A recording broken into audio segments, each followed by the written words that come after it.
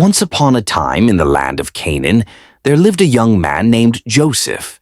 Joseph was the 11th son of Jacob, also known as Israel, and he was very special to his father. In fact, Jacob loved Joseph more than all his other sons, a love he wasn't shy about showing. Jacob gave Joseph a beautiful, richly ornamented coat, a gift that only deepened the divide between Joseph and his older brothers. You see, Joseph's brothers were already jealous of him. He was their father's favorite, and they couldn't stand it. One night, Joseph had a dream. In the dream, he and his brothers were binding sheaves of grain in the field, when suddenly Joseph's sheaf stood upright, and all the other sheaves bowed down to it. When Joseph shared his dream, his brothers were furious. "Do you think you'll rule over us?" they asked. But Joseph didn't stop there. He had another dream. This time, the sun, moon, and 11 stars bowed to him. This dream, too, he shared. Even Jacob was taken aback. "What is this dream?" he asked. "Will your mother and I and your brothers actually bow down to you?" The brothers' jealousy turned to hatred. One day, when Joseph came to check on them in the fields, they saw their chance. "Here comes that dreamer," they sneered. "Let's kill him and see what comes of his dreams."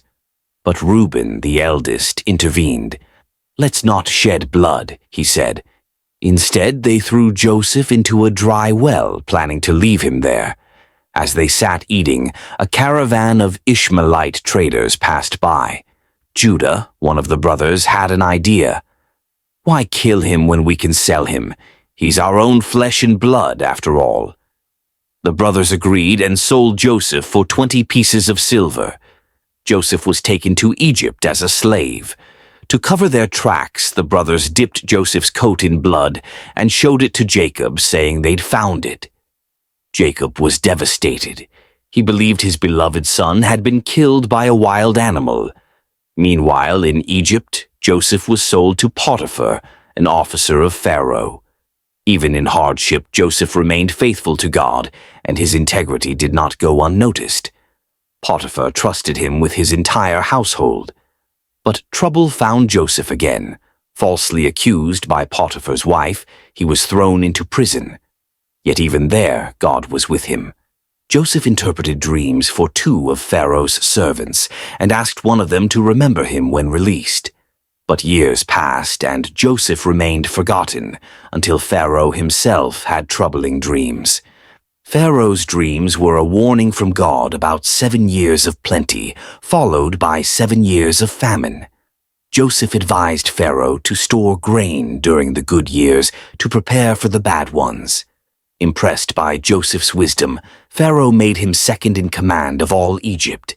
When the famine struck, Joseph's brothers traveled to Egypt to buy grain, not knowing the powerful man before them was their brother. Joseph recognized them immediately, but he didn't reveal himself right away. He tested their hearts first, wanting to see if they had changed. Finally, Joseph could hold back no longer. Through tears, he said, "I am your brother Joseph, the one you sold into slavery." The brothers were terrified, but Joseph reassured them. "Don't be afraid. What you meant for evil, God used for good. He sent me here to save lives." Joseph forgave his brothers and brought his whole family to live in Egypt, where they thrived during the famine. The story of Joseph reminds us of the power of forgiveness, the value of perseverance, and the incredible ways God can use even the darkest moments for good.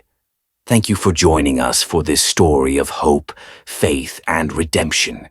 Remember, no matter what you're facing, there's always a greater plan at work.